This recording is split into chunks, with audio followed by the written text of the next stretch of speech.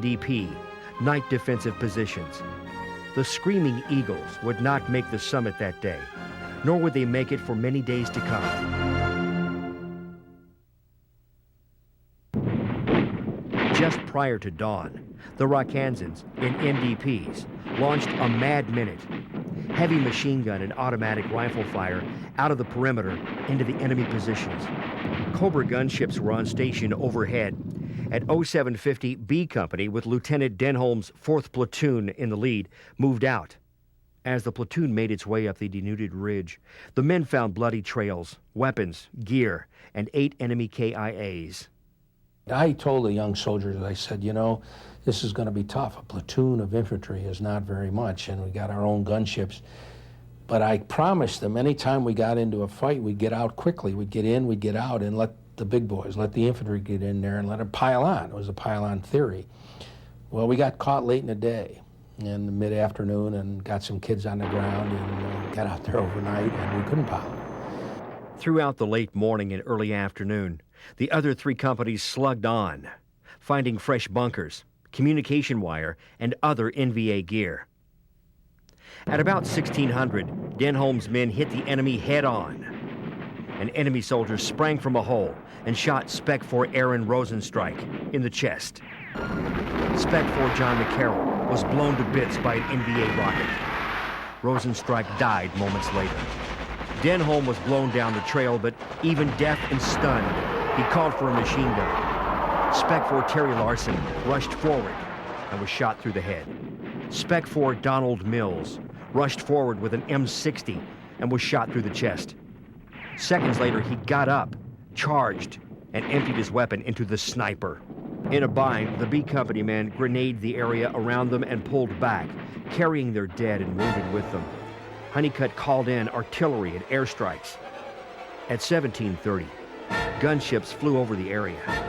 During one strike, a gunship misfired and hit Honeycutt's CP with rockets. He was hit and 2 of his men killed. 35 men were wounded, including Battalion Sergeant Major Bernie Meehan. Honeycutt got on his radio and demanded that all aircraft check with his CP before launching strikes and halt all ARA, aerial rocket artillery, until friendly positions were marked more clearly.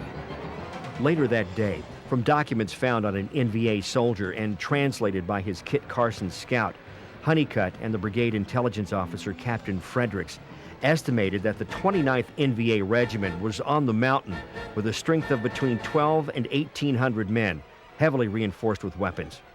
The 29th mission, according to the documents, was to infiltrate down to the plains and attack Way. With the new intelligence, Honeycutt realized that his enemy was a major force and one ready and able to fight. He ordered Captain Johnson to move his C Company east toward the Op-By Mountain.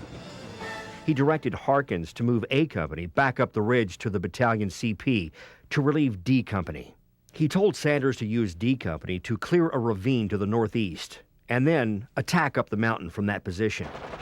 On the 12th and 13th, the battle raged on with a new intensity.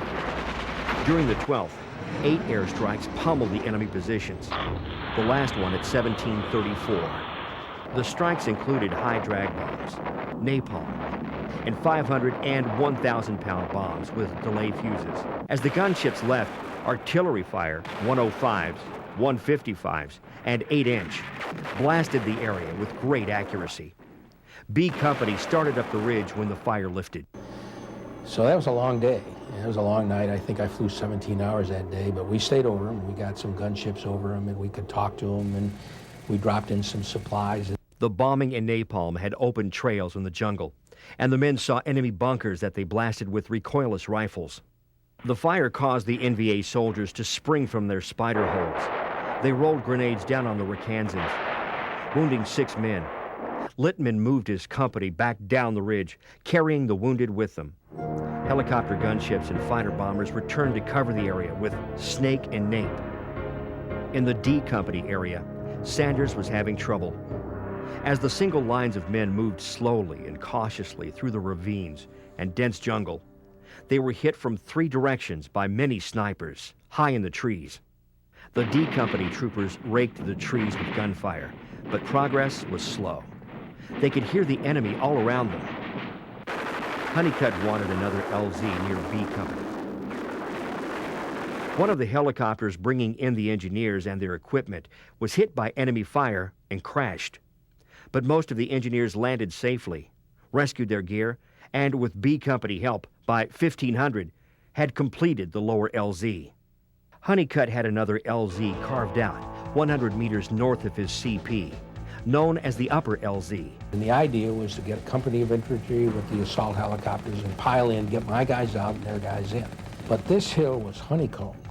I mean, it had been long a bastion of the non-friendlies to live and to eat and to do whatever else they did in it. This was their turf, and we were going to invade it, and it had been seriously honeycombed, and they had set it up to defend it, to the bitter end. By evening, C Company, after being ambushed in late afternoon when rocket-propelled grenades hit the trees above them and suffering 8 wounded, was in an NDP 500 meters southeast of lower LZ. B Company's NDP was located 350 meters northeast of the lower LZ. D Company was 500 meters to the north of the lower LZ. A Company and the battalion command post remained at the blocking position next to the upper LZ. During the night, the NVA probed all the NDPs and at midnight hit the NDPs with accurate mortar fire. At 0656 on the 13th, the Forward Air Controller, FAC, arrived on station and directed 10 airstrikes against the known enemy fortifications. The Phantom jets used delayed action ordnance to penetrate the canopy and explode in depth in the bunkers, trenches, and spider holes. The Rockansans were well aware that the enemy troopers ducked into the tunnels and bunkers at the sound of the jets and came out as soon as they left the area. After the early morning airstrikes, B and C companies resumed their treacherous climb up the ridge toward the enemy's dug-in positions and suffered a withering attack from a nest of snipers and small arms, RPGs, and hand grenades. More and more wounded, 3rd of the 187th soldiers from B and C companies made their way back down the trail.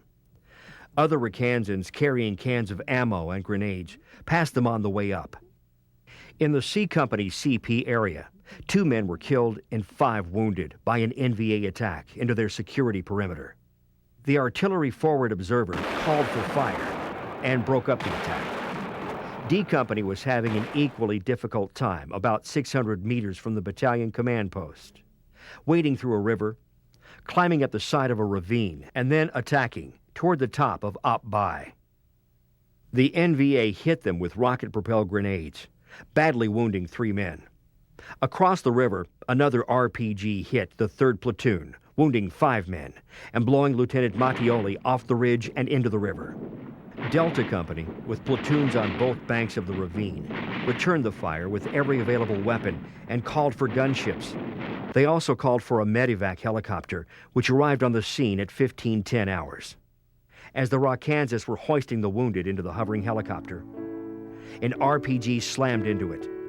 It crashed down on PFC George Pickle, killing him instantly. One of its whirling blades killed Spec 4 William Springfield and wounded Miguel Marino.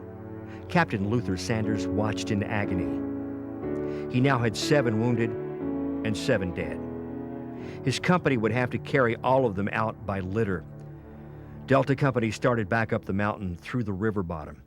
By the morning of the 3rd day, there was a pretty good command force and a presence. Colonel John Honeycutt had a battalion, and he was going to crank up a big company and a half, and they were going to go in, and my guys were going to come out. But I'd stay with them, and we'd work the perimeter, and this was the start of the hill. Hill was named by the number 3-something, 4-something. Well, this turned into a hell of a fight. And the worst was yet to come.